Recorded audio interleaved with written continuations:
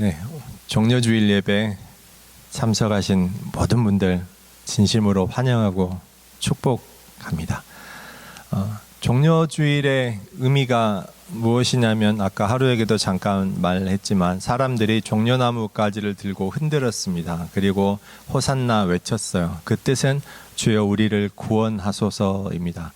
그 말씀은 시편 118편 말씀에 나온 제가 아까 기도할 때 봉독했던 그 시편 118편 말씀으로부터 따온 것입니다. 주여 우리를 구원하소서. 그것은 예수님께서 나귀를 타고 예루살렘 성에 입성하시는 것으로 시작되었고 사람들은 환호하죠. 그것은 무엇 때문이었냐면 실제로는 사람들이 소문을 들었기 때문이에요. 바로 나사로를 살리셨다는 이야기죠. 그 소문을 듣고 모인 겁니다. 사실 어떻게 보면 오병이어의 기적 때와 굉장히 비슷합니다. 오병이어의 기적 때 굉장히 많은 사람들이 모였고 예수님을 추종했습니다. 그 이유는 무엇이었냐면 복음을 진정으로 깨닫고 예수님을 구주로 영접해서가 아니었어요. 그냥 먹을 양식이 주어졌다는 것.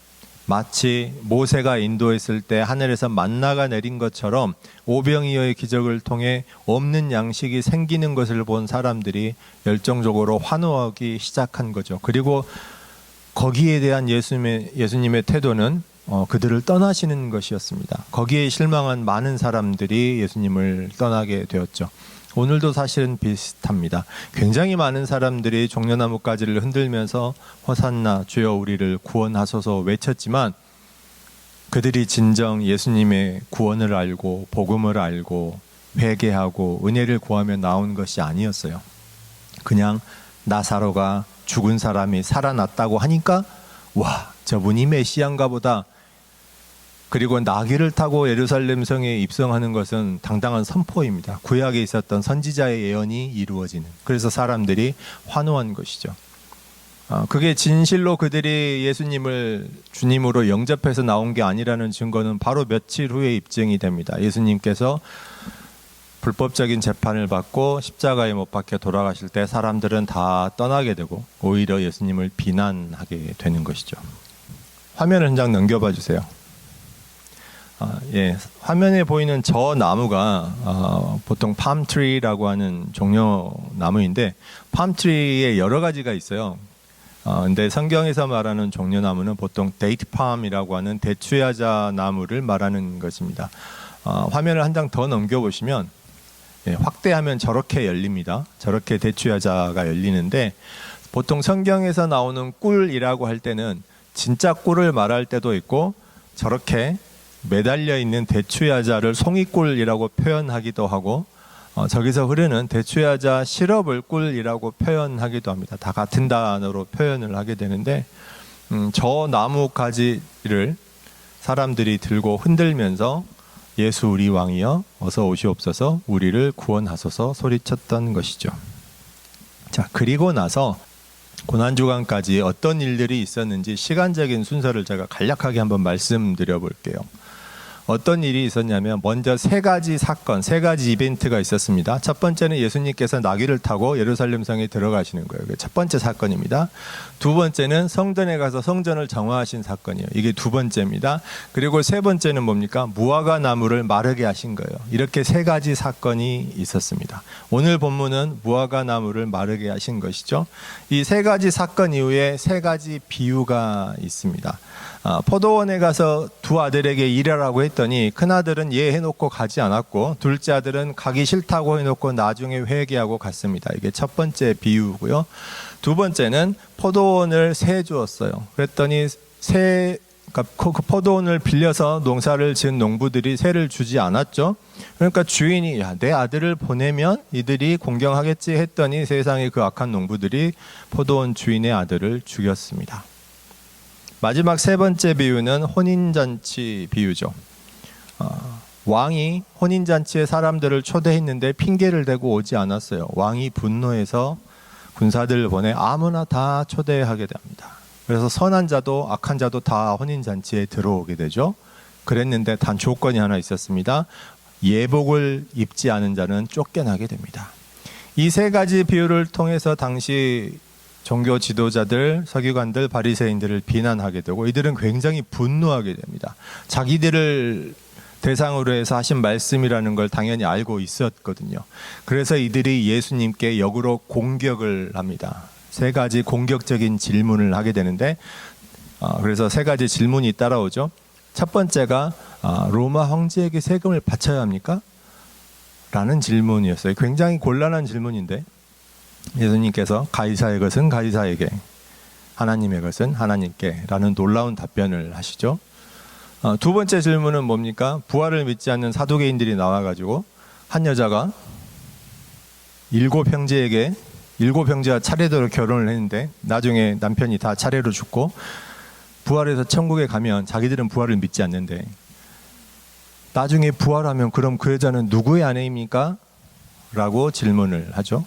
예수님께서는 너희가 하나님도 모르고 성경도 모르고 오해하였도다 라고 말씀하시죠. 마지막 세 번째 질문은 회심의 질문이었죠. 율법 중에 어떤 계명이 크고 중요합니까? 라고 묻습니다. 그랬더니 예수님께서 굉장히 원론적인 답변을 하시죠. 하나님을 사랑하고 이웃을 사랑하라. 이것이 온 율법과 선지자의 강령이니라. 율법사들, 바리새인들이 이걸 모르지 않아요. 그 사람들 평생 율법만 연구하는 사람들이 그걸 모르겠어요? 그 뜻으로 질문한 게 아니었는데 예수님께서는 오히려 그 원론적인 질문을 통해서 그들을 통렬하게 찌르시는 거예요. 그러니까 이들이 답변을 하지 못하죠. 거기에서 예수님이 그 다음에 마태복음, 지금까지가 보통 화요일까지 수요일에 걸쳐서 일어난 일인데 마태복음 23장에 보면 예수님께서 화 있을진저라고 하는, 영어로 O to you라고 하는 이 화 있을진저를 7번을 반복하세요. 그리고 굉장히 직접적으로 공격을 하십니다. 화 있을진저 외식하는 자들이여, 서기관과 바리새인들을 공격하게 됩니다. 사실 이것은 굉장히 선을 넘으신 거예요. 사람들 입장에서는. 왜냐하면 예를 들면 이런 거예요. 제가 여기서 말씀을 전하면서 한국교회를 비판할 수 있어요. 예를 들어서 한국교회에서 정치하는 분들, 그건 교회가 할 일이 아니다. 그리스도의 복음을 전해야지 정치에 가는 거 옳지 않다. 이런 식으로 비난할 수 있죠. 혹은 뭐 한국교회가 뭐 세금을 내지 않고 재정적으로 투명하지 못한 것에 대해서 비판할 수 있어요. 그러면 그거 듣기 싫어하는 분도 있겠죠. 많이 있을 겁니다. 그런데 거기에 맞아, 그것도 일리가 있어 하시는 분도 있을 겁니다. 모두를 다 적으로 돌리지는 않는다는 소리예요. 그런데 만약에 제가 한국교회 어떤 특정한 점을 비판하는 게 아니라 한국교회 전체를 싸잡아서 비난하는 거예요.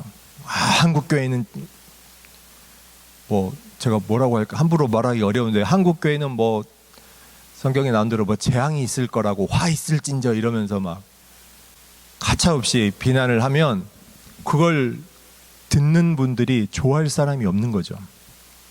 특히나 만약에 한국 교회에서 지도자격에 있는 분들이라면, 제가 전자 예를 들어서 교회의 잘못된 점을, 어떤 특정한 점을 짚어서 비판을 하면 목사님들 중에서도 듣고 그럴 수 있지, 그런 점들이 분명히 있어, 고쳐야 돼, 앞으로 잘해야지, 이런 식으로 생각할 분도 계시겠지만 그게 아니라 교회 전체를 싸잡아서 교회 잘못됐다라고 하면 거기에 동조해 줄 만한 사람이 없다라는 거죠. 그와 비슷한 거라고 보시면 돼요. 그 이전에 예수님께서 많이 비판하셨습니다. 성전의 잘못된 것들에 대해서, 바리새인들에 대해서 뭐 독사의 자식들 하면서 비난하기도 하셨죠. 하지만 그럼에도 불구하고 서기관들과 제사장들과 바리새인들이 굉장히 듣기 싫어했지만, 굉장히 듣기 싫어하고 심지어 잡아 죽이려고까지 했지만 막상 행동에 옮기지 못한 건 뭐였냐? 사람들이 선지자로 믿었기 때문이었고, 그들도 혹시 선지자인가? 라는 생각이 있었고, 원래 선지자의 역할 자체가 그렇게 비판하는 것이니까 그랬던 거예요. 그런데 마태복음 23장에서 화 있을진저 할 때는 그 말씀을 7번의 말씀을 다 보시면 뭐 잘못된 점을 비판하는 게 아니라 그냥 전부 싸잡아서 비판하시는 거예요. 야, 너희는 바리새인들, 너희는 말이야 천국의 문을 닫아버리고 니네도 안 들어가고 다른 사람도 못 들어가게 하고 있어 라는 거죠. 모두 통틀어서. 그러니 이제 완전히 이를 바득바득 갈고 예수님을 잡아 죽이려고 하는 것입니다. 그리고 이제 목요일이 됐어요. 예수님은 최후의 만찬을 하셨고 우리가 성찬식 한 것처럼 제자들을 발을 씻기시고 최후의 만찬을 하셨습니다. 가룟 유다는 배신하러 나갔고요. 예수님은 제자들과 함께 겟세마네 동산으로 기도하러 가셨습니다. 이제 유다가 제사장의 종들을 이끌고 와서 예수님을 체포합니다. 불법적인 체포였죠. 그리고 재판을 하게 되는데 이것도 불법적인 재판이었습니다. 공회에서 재판해야 되는데 제사장의 집에서 했고, 낮에 재판을 해야 되는데 밤에 했죠. 그리고 사형 선고를 하게 되는데 그것도 불법적이었어요. 왜냐하면 율법에 사형 선고는 그날 못 하게 됐어요. 아무리 빨리 해도 그 다음 날 해야 됩니다. 그런데 그냥 즉석에서 밤에 재판에서 사형을 선고하죠. 그렇게까지 된 이유는 방금 그 화 있을진저 하시면서 예수님께서 7번 반복하시는 게 정말 그들을 벼랑 끝으로 모신 거예요. 만약 그들이 아무것도 하지 않는다면 그걸 다 인정해야 되는 거죠. 그게 무슨 뜻이냐면 예수님께서 화 있을진저 하면서 그렇게까지 비난하신 것들이 다 맞다고 수긍하는 거예요. 그들의 삶을 부정하는 거고, 정말 우리가 그렇게 외식하는 자고 잘못했고 하나님의 일을 하는 게 아니라 우리 개인적인 욕심으로 이스라엘 백성을 잘못 인도했다고 인정하게 되는 거죠. 자신들의 삶을, 평생의 삶을 통틀이 다 부정하게 되는 거예요. 도저히 그들은 그걸 할 수가 없었던 거죠. 근데 그렇게 하는 걸 보통 우리가 뭐라고 합니까? 회개라고 부릅니다. 여러분, 회개는요, 그냥 교회에 나와서 기도하면서 주님, 제가 죄를 많이 지었습니다라고 기도하는 그게 회개가 아니에요. 내가 정말 꺼내기 싫은 것, 내가 정말 부끄러워서 차마 입을 열어 말할 수 없는 것, 혹은 사실 나는 이 정도면 괜찮다고 생각하는데 그건 정당했어, 이것까지 뭐라고 하면 안 되지, 건드리기 싫은 것, 그것까지도 다 내려놓는 거예요. 그걸 회개라고 부릅니다. 지금까지 있었던 내 모든 삶을 부정하는 것까지도 감수하는 거예요. 그게 회개입니다. 그걸 바로 볼 수 있게 하시는 거죠. 어떻게 보면 굉장히 불편한 겁니다. 진정한 회개는 내가 정말 가벼운 마음으로 편하게 할 수 있는 게 아니에요. 그런 회개가 어떻게 보면 바리새인들에게, 제사장들에게 주어진 마지막 기회였던 것이죠. 그런데 그들은 회개하지 못합니다. 자, 오늘 무화과 나무가 말라버린 이 사건을 통해서 여러분께 질문을 던져드리고 싶습니다. 여러분, 말씀을 통해 보니까 성경 본문에서 무화과 나무가 말랐습니다. 어떠세요, 기분이? 기분이 편안하십니까? 굉장히 불편하십니까? 혹은 별 생각이 없으십니까? 사실 대부분의 사람들은 별 생각이 없는 경우가 많아요. 왜냐? 무화과 나무가 마른 게 나하고 무슨 상관이 있습니까? 라고 생각하기 쉽죠. 그것도 아주 2000년 전에, 예전에 있었던 일이고, 무화과 나무가 말랐다는 것이 상징하는 게 뭔지는 우리 대부분 아마 알고 있을 겁니다. 무화과 나무가 상징하는 것은 율법을 상징하죠. 그래서 율법을 상징하는 무화과 나무가 말랐다는 것은 율법을 통한 구원의 통로가 이제 막히게 된다라는 것입니다. 그때 당시 유태교 성전이 갖고 있던 시스템, 율법을 지키라고 사람들에게 가르치고 강제해서 하나님께로 인도하던 그 시스템이 이제 막히게 되고 예수님께서 새로운 십자가 은혜를 통한 구원의 통로를 여시겠다는 그런 선포이죠. 그런데 그게 왜 남의 일만 같습니까? 그 이유는 그 말라버린 무화과 나무가 교회 안에 있다고 생각하지 않아서 그렇습니다. 우리가 생각할 때 그 무화과 나무는 교회 밖에 어디 있는 거예요. 근데 한번 잘 생각해 보십시오. 무화과 나무가 어디 있는 거예요? 이스라엘 공동체 안에 있는 겁니까? 밖에 있는 겁니까? 공동체 안에 있는 거예요. 즉, 교회 안에 있는 나무입니까? 교회 밖에 있는 나무입니까? 교회 안에 있어요. 어떻게 보면 교회 밖에는 율법 자체가 없지요.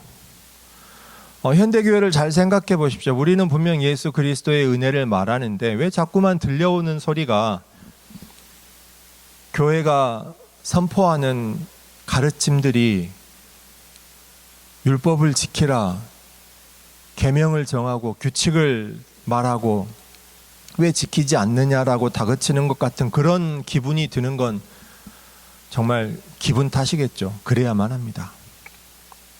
이미 예수님께서 마르게 하신 그 무화과 나무를 다시 그 밑으로 찾아가서 무화과 나무에 매달리는 그런 일은 정말로 말도 안 되는 거죠. 화면을 한 장 더 넘겨봐 주시면 사실 저게 무화과 나무인데요. 사실 무화과 나무도 되게 다양한 여러 가지 종류가 있는데 저게 이제 중동 지역에서 잘 가꿔진 무화과 나무입니다. 저걸 확대해 보면요. 한 장 더 넘겨주세요. 사이즈를 비교해 보시라고 일부러 사람 손이 들어가 있는 사진을 골랐어요. 무화과도 저만하고 무화과 나무 잎도 저렇게 생겼고 저 정도 사이즈입니다. 제가 예전에 창세기 설교하면서 잠깐 말씀드린 적이 있는데 무화과 나무가 왜 율법을 상징하는가에 대해서 유태인들은 무화과 나무를 선악과라고 믿는다고 말씀드렸었죠. 무화과 나무가 선악과라는 뜻이 아니라 유태인들이 그렇게 믿는다는 거예요. 그 이유는 아담과 이브가 벌거벗었음을 깨닫고 부끄러워서 무화과 나무 잎으로 자기를 가리죠. 당연히 랍비들이 생각할 때는 어떤 나무 잎을 썼겠냐, 가장 가까이 있는 나무 잎을 썼겠지. 그러니까 선악과를 따먹고 그걸 알았으니까 그런 무화과 나무가 선악과인가 보다라고 생각을 했던 것이죠. 그 외에도 다른 이유들이 있습니다. 무화과 나무가 열매가 없다라는 사실에 이제 관심을 옮겨볼까 하는데요. 사실 무화과 나무가 왜 열매가 없는지는 예수님께서 마태복음 23장에서 설명하시는 화 있을진저 7번에 적나라하게 드러나 있고요. 그 이전에 있었던 22장에 있는 여러 가지 비유를 통해서도 알 수가 있습니다. 그런데 정말 직접적으로 한번 생각을 해보죠. 무화과 나무가 잎이 풍성해요. 아까 그 전 사진 보여주세요. 그 전 사진. 네, 저렇게 잎이 무성해요.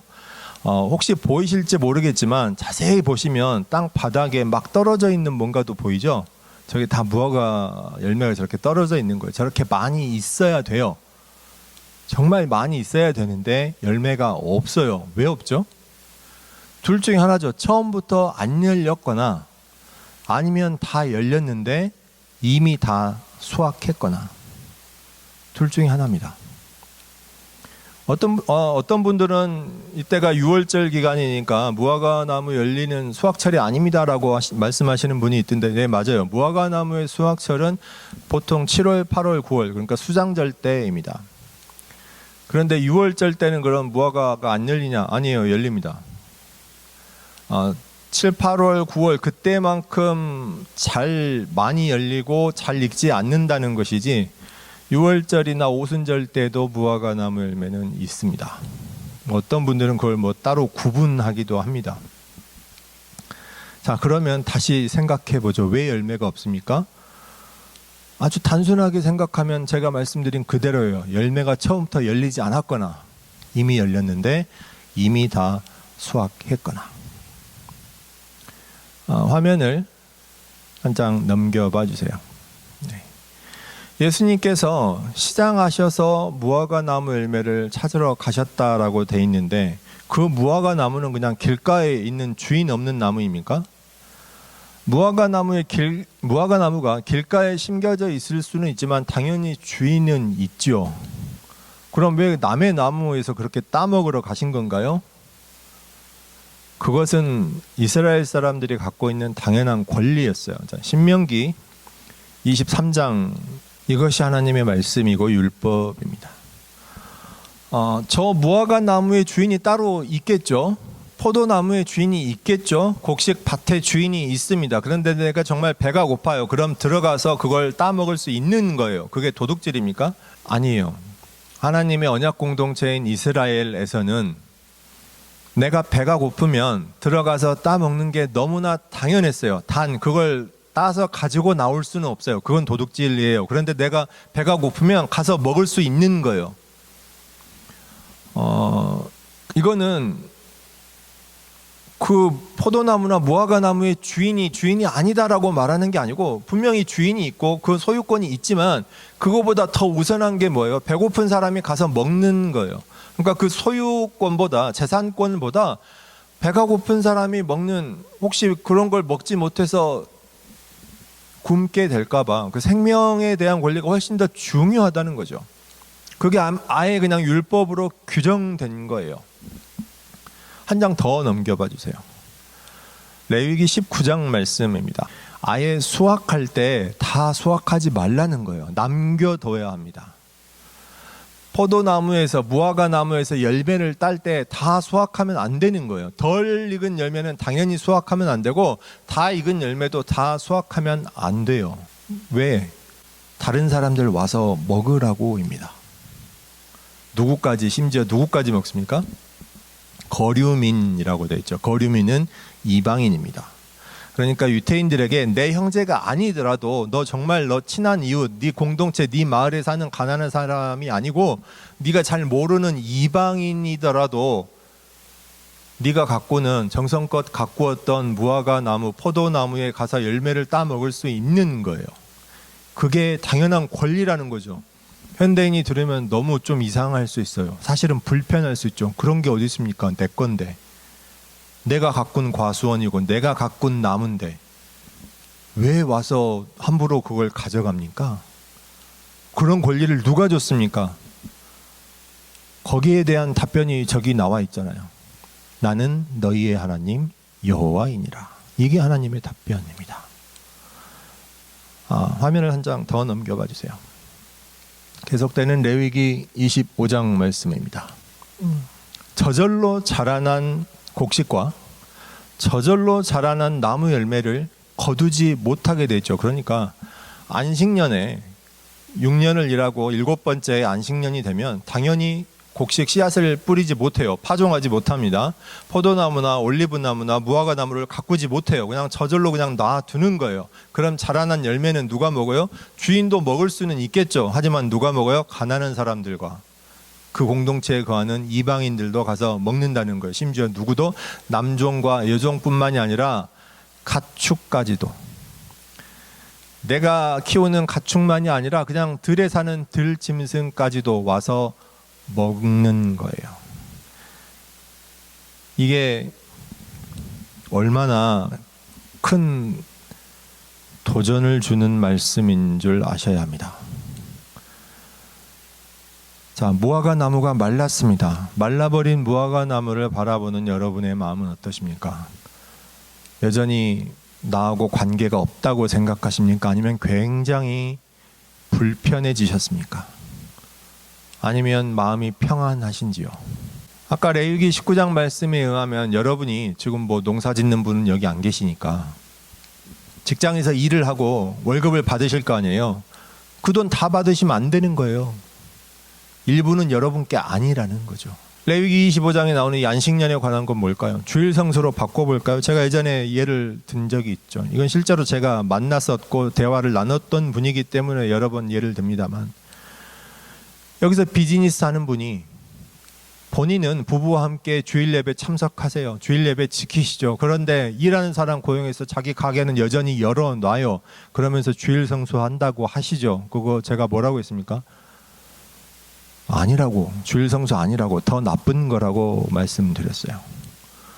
다른 사람이 못 가게 하는 거잖아요. 심지어 오늘 레위기 25장 말씀에 의하면 어때요? 가게 주인이, 비즈니스 하는 분이 주일날 교회에 와서 예배 드렸어요. 근데 일하는 사람 시켜서 비즈니스를 했어요. 장사를 했으면 그날 소득은 다 뭐예요? 가져갈 수 없는 거예요. 레위기 25장의 말씀이 그렇잖아요. 그 날의 소득은 본인이 가져가는 게 아니라 일한 사람 거고 가난한 사람 거고 심지어 아무 상관없는 사람이 와서 가져갈 수 있는 거예요. 현대인들은 생각했죠. 아니 그런 말도 안 되는 게 어디 있습니까? 근데 그게 하나님의 뜻입니다. 요새 유행하는 말로 하면 그게 팩트예요. 우리는 여전히 마음속이 불편할 수 있어요. 아니 공산주의 사회도 아니고 그런 게 어디 있습니까? 사실 인류 역사를 쭉 보시면 문화가 발전하고 국가가 발전하고 사회가 발전하면서 제도가 정비되면서 항상 어떤 방향으로 움직였냐면 인간의 소유권을 잘 보호하는 쪽으로 제도는 발전합니다. 각자의 개인의 재산권이 있으면 그 개인의 재산권의 분쟁을 해결하는 쪽으로 제도가 발전합니다. 현대 자본주의 사회는 어떻습니까? 개인의 재산권을 극도로 보호하는 세상이죠. 지금 지구상의 모든 세상에서 모든 사람이 자기가 가진 것을 지키는데 최고의 관심이 있는 거예요. 교회를 포함해서요.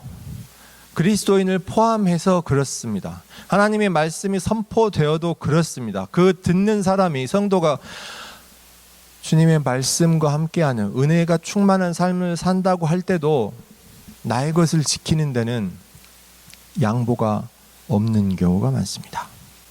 아주 중요한 핵심입니다. 우리는 내가 가진 것 중에서 일부를 떼어서 누군가를 돕는 건 할 수 있습니다. 상당히 많은 분들이 할 수 있습니다. 교회 안에서 우리 성도들은 물론입니다. 훌륭한 믿음을 가지신 우리 성도분들이 내 가진 것 중에 일부를 떼어서 어려운 사람 돕는 거는 실제로도 많이 하고 계세요. 그런데 그게 아니고 내 가진 것 중에 일부가 애초에 처음부터 내 것이 아니야라고 생각하는 건 정말로 어려운 일입니다. 사실은 거의 없어요. 근데 오늘 말씀에서 뜻하는 건 오히려 그쪽에 더 가깝습니다. 내가 가진 재산, 내 것을 가지고 내가 어려운 사람에게 도와준다, 도네이션한다, 그 개념이 아니고 내가 받은 것 중에 일부가 애초에 내 것이 아닌 거예요. 애초에 그건 공동체의 것이라고 생각하는 겁니다. 그게 율법의 참 뜻이에요. 그런데 그게 지켜지지 않았죠. 예수님께서 무화과 나무에 갔는데 무화과가 없어요. 제가 두 가지 가능성을 말씀드렸습니다. 처음부터 열매가 맺히지 않았거나 아니면 열매가 없거나. 왜 없죠? 주인이 다 이미 수확했겠죠. 왜 수확했을까요? 이 무화과 나무 마른 게 얼마나 심각한 일인 줄 알아야 합니다. 그때 제가 말씀드리길 이때 당시 전체 이스라엘 인구를 약 200만에서 300만으로 추정합니다. 뭐 정확히 알 수는 없어요. 학자들 간의 의견은 있지만 대강 그래도 많이 보는 분들은 한 300만, 그건 불가능해, 막 너무 많아라고 하는 분들이 보통 150만, 200만까지도 봅니다. 그러면은 이때 당시 예루살렘 6월절 명절에 모일 수 있는 인원은 몇 명일까요? 역시 많이 보는 분은 한 10만 명까지도 봅니다. 그보다 더 많이 모이면 예루살렘이 도저히 소화할 수가 없어요. 10만 명의 인구가 모이면 그 인구가 다 예루살렘에서 숙박할 수 있느냐? 안 되죠. 현대적인 도시도 아닌데. 예수님도 나사로의 집에서 왔다 갔다 하셨잖아요. 그러니까 그 주변에 머물면서 왔다 갔다 하는 사람들도 꽤 많은 거예요. 그러면 예수님께서 그러셨던 것처럼 배고픈 사람이 길가에 있는 무화과 나무, 포도나무 보면 어때요? 율법에서 먹을 수 있는 거예요. 가서 당당하게. 왜? 그게 권리니까. 그러면 주인 입장에서 생각해 보세요. 6월절이 다가오네요. 무화과 나무가 익고 있어요. 열매가 열리기 시작합니다. 그거 어떻게 해야 되죠? 놔두면. 6월절 지나고 나면 남아요? 하나도 안 남죠. 다 따먹을 거 아닙니까? 물론 안 먹는 사람도 있겠죠. 근데 사람이 10만 명인데 그게 남아나겠어요? 그럼 주인 입장에서는 그걸 놔둬요? 다 미리 수확하는 거예요. 명절 기간 되기 전에. 율법에 뭐라고 돼 있어요? 덜 익은 거 따지 말라고 돼 있죠. 다 익은 것도 전부 수확해요? 아니요. 남겨놓으라고 돼 있잖아요. 그런데 주인이 그걸 놔두겠어요? 여러분, 현대인들이 자본주의 세상 이야기하면서 내 개인의 재산권을 지키는데 굉장히 관심이 집중된다고 말씀드렸죠. 이미 예수님 오실 때도 마찬가지였어요. 모세로부터 율법 받은 지 굉장히 많은 시간이 지났고 제도가 발전하면서 이때 당시 사람들도 굉장히 불편해요. 율법 중에서 지킬 수 있는 건 지키고 불편한 건 못 지켜요. 아니, 내가 정성껏 가꾼 내 무화과 나무인데 열매가 주렁주렁 열리는데 6월절 기간 되면 사람들이 와서 다 먹어버릴 건데 그럼 난 하나도 없겠네? 사람들이 선택하는 건 뭐예요? 사람들 많이 오기 전에, 몰려오기 전에 미리 다 수확하는 거예요. 덜 익은 것까지. 그래야 그게 내 재산이 되니까. 무화과 나무가 한 그루만 있었겠어요? 그 예루살렘 들어가는 그 길에? 수많은 무화과 나무가 있겠고 수많은 무화과 나무의 주인들이 있겠고 그 사람들은 다 미리 수확을 하겠죠. 그 사람들이 뭐 했어요? 예수님이 낙이 타고 들어오실 때 종려나무까지 흔들면서 호산나 주여 우리를 구원하소서 외쳤죠. 그리고 뭐 했어요? 예수님 오시기 전에 내 무화과 나무, 내 재산은 지켜야 되니까 미리 수확은 다 했죠. 잘 익은 열매는 물론이고 덜 익은 것까지 전부 다 수확하는 거예요. 예수님께서 가서 나무를 보시고 열매가 하나도 없네. 무화과 나무 열매는요, 정말 특별한 게 한 번에 익지 않습니다. 지속적으로 계속 익어요. 몇 달에 걸쳐서. 그게 아주 특별한 점입니다. 그러니까 열매가 아예 없다는 것은 한꺼번에 열매가 다 익어서 수확한 게 아니에요. 잘 익은 것만 떼냈다면 아직도 충분한 많은 열매가 있어야 하는데 그게 없는 거예요.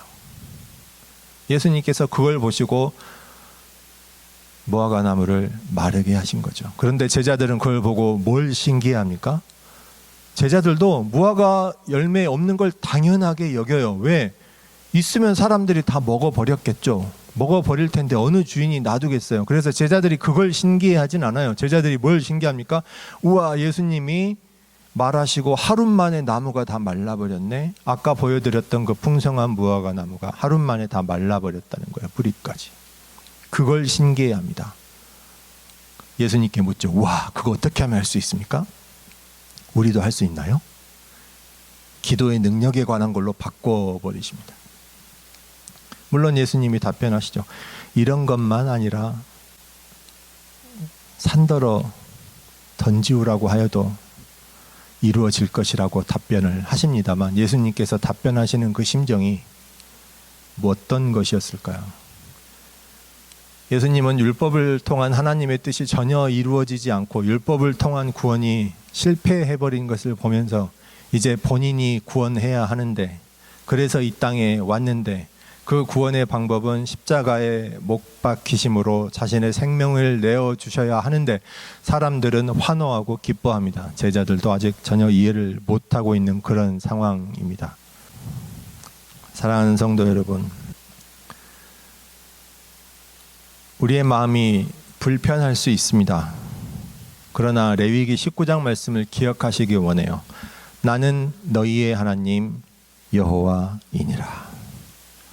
이것이 그 권리의 근거입니다.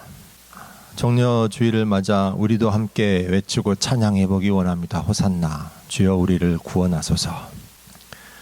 눈을 감고 무화과 나무를 한번 떠올려 보시기 원합니다. 아까 사진에서 보셨던 그 풍성한 무화과 나무를 떠올려 보세요. 그리고 그 나무를 교회 안으로 끌어오십시오.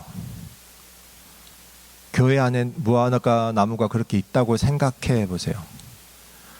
그 나무는 아주 풍성한 열매를 맺을 수도 있고 완전 바짝 말라버릴 수도 있습니다. 물론 우리의 마음은 그 열매에 대한 욕심이 생기겠죠. 그건 내 건데, 내 거야. 나를 위해서, 내 가족만을 위해서 가지고 싶고 지키고 싶고 보호하고 싶다면 결국 예수님께서 그 나무를 마르게 하실 겁니다.